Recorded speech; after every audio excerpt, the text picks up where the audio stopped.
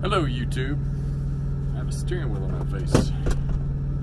Alright, so I'm gonna make this short and sweet. This is week 53, 54. 53 was a vacation week. Try not to go on vacation. That's aggravating.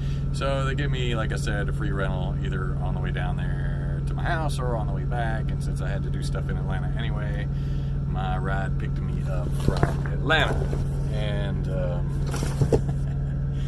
trying to get this right so there's not a glare on my phone or anything like that.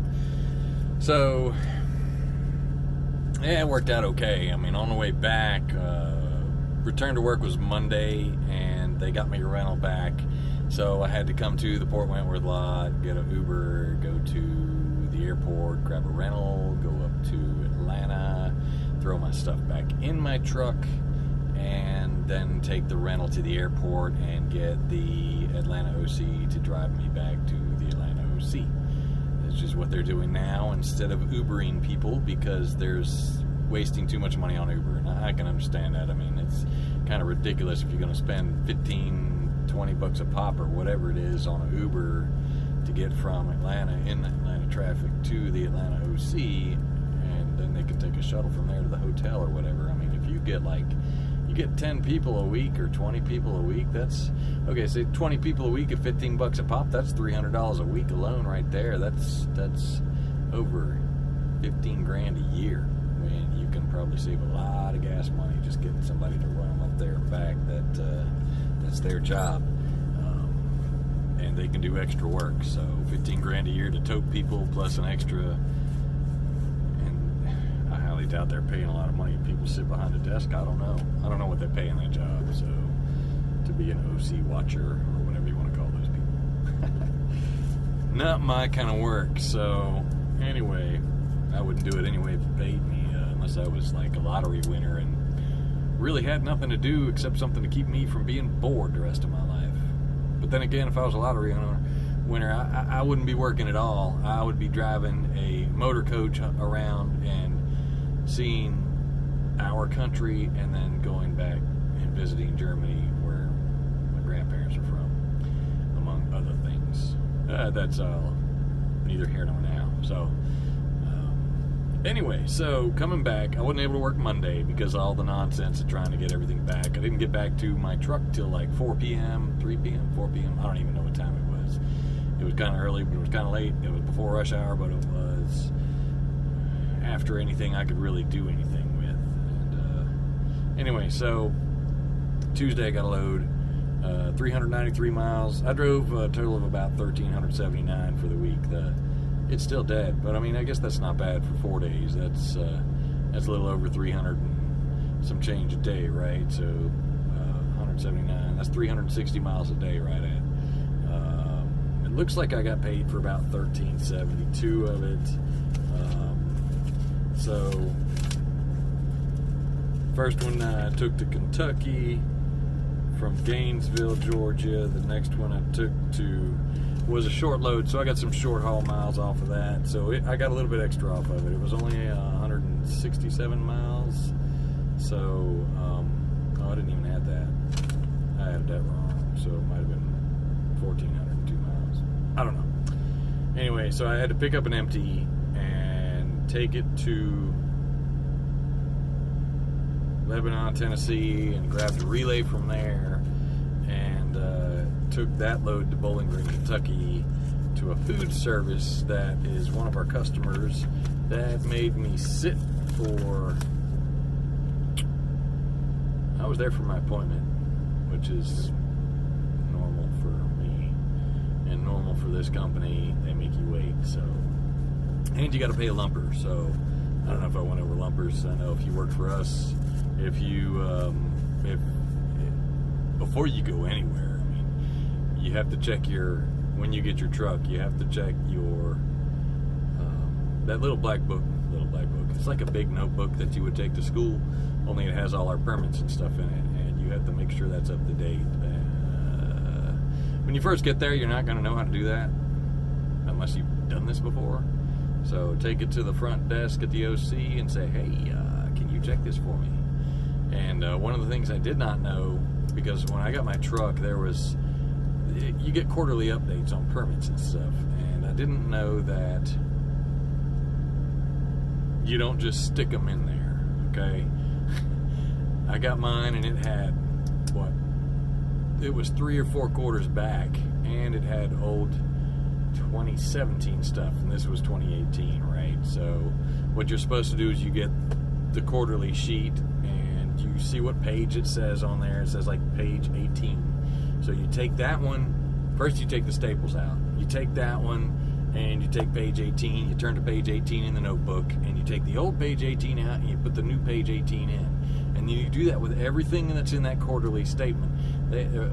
Pamphlet. They did not tell me that. If they did, maybe I was ignoring it. I don't know. I don't remember them ever going over that part. But if any of y'all are watching, y'all need to go over that a little bit more detailed. Because if I'd have got pulled over, or if the guy who was in there before me had got pulled over, or maybe before them too, I don't know how long it had been going on, that might have been points against Schneider. It definitely would have been points against the driver, because that would have been a ticket, because a DOT officer he don't care. If your stuff is unorganized, you're the one in trouble, because it's your job to make sure that all your permits and everything are in order. Now, each one of them has a specific location in that book. It's not that hard to follow that part, and I did that. I just, they asked me if everything was there, and everything was there. I mean, all the quarterly updates were there, and all that stuff. It just wasn't disassembled and placed into the right location in the notebook, which would have cost me dearly. I probably would have left and been so pissed off, because I don't know how much that would have been costing me, but I know DOT likes to charge thousands of dollars for stupid little things. So they got to make their money somehow to pay these officers in these brand new cars, and all the DOT SUVs, unless those were FBI SUVs. I went and picked up at one of our locations, that's a dedicated account, or I dropped the load there and picked up an empty, and there was, oh my God, must have been 30 or 40 DOT looking vehicles there with no labels or nothing on them yet. I'm sure they were getting radio work done or something. So I got that short haul load, and then they tried to get me to drop the empty at GP and then run over and do a Chet pallet load, and all this was in a quarter mile of each other. So I got done at the food service, and I ran over there to GP, and they refused the trailer. So I had to call my DBL, and he said they were going to have to get on to them, because they want a certain amount of trailers for trailer pool, and now they're not accepting trailers. So, I mean, if you want the trailers, you take the trailers.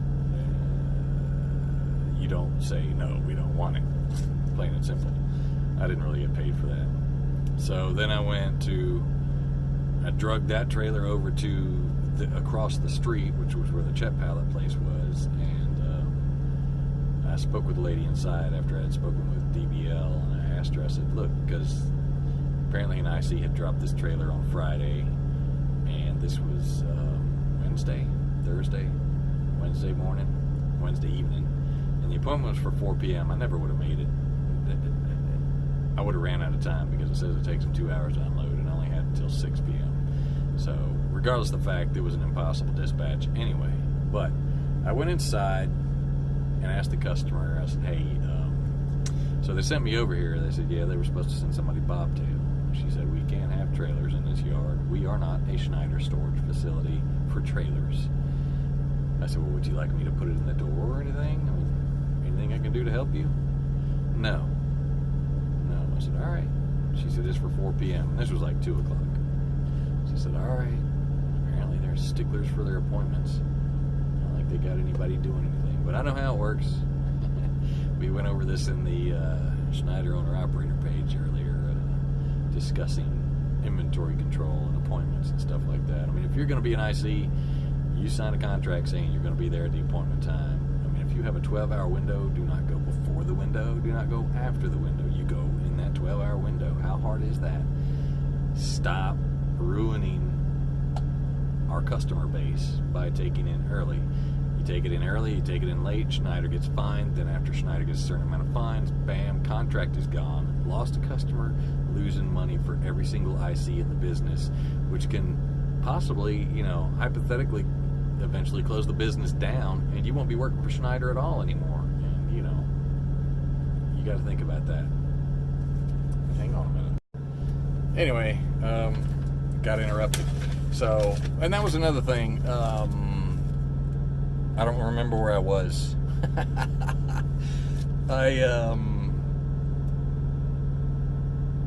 So the load didn't work out on the pallet load because there was no way I could have ran it. So they ended up having me run. I told them, I was like, look, I only got a few hours left. I'm going to go ahead, or 2 hours, whatever. I'm going to go ahead and run over here to this truck stop. And my DBL said he'd take care of it. And they ended up taking that load off of me and giving me a relay, a load I relayed in Atlanta. And then I came down here after grabbing a different relay that was a high value load. Excuse me. And brought it down here. And that's the end of that story. But I forgot to mention the food service load had damaged product on it, so I had to call. When you get damaged product, you got to call the claims department, and GP was the actual shipper on that load. So when it's one of their loads, you have to call their claims department, and they will take care of whatever the issue is. So it was a bunch of paper towels and it was on slip sheets. And those of you who haven't been in a warehouse, a slip sheet is basically a piece of cardboard that a clamp truck, so you got the forks, and the clamp truck will grab the cardboard it's a load stacked on, basically like a pallet, but it's not on a pallet, it's just on a piece of cardboard. They will actually stack them on a pallet, and then they'll pull them off and load them on. That way there's less weight in the trailer. You can load more product on the trailer and so on. So the slip sheet grabs it and then pulls it onto the forks, and then you take it wherever it's got to go, and it pushes it back off, and you pull out. I've driven every single forklift out there, so that's a slip sheet. And they had smashed it up against a pallet and damaged 3 cases, so I had to call GP after calling them people. And they're like, yeah, throw it away. It's no good. So anyway, that's that. Like I said, about however many miles I said. Anyway, vacation pay, they average out to what you've been making, and I presume over the hourly rate, because when you're rolling at 36 cents a mile, I might make them a little bit more than that. You're averaging $19 an hour, but that's why you're rolling. So they take what you've been averaging for the weeks, and I guess based on the amount of hours you worked and so on, and determine how much the pay is. And it was about $7.50 an hour for vacation pay at 40 hours, which it sucks, but you know what? It's better than not getting paid nothing for going on vacation, which you can't really take if you can't afford to, and you're broke like me right now. No word on IC. I got 2 out of 3 approvals. I'm waiting on the 3rd one. But anyway, hit that like button, hit that bell, hit that do all that stuff. I mean, subscribe, don't subscribe, ask questions. Might be something I would like to know as well, and I'll just find out one way or another. I have developed a few contacts in this industry, but y'all keep the left door closed, keep the hammer down.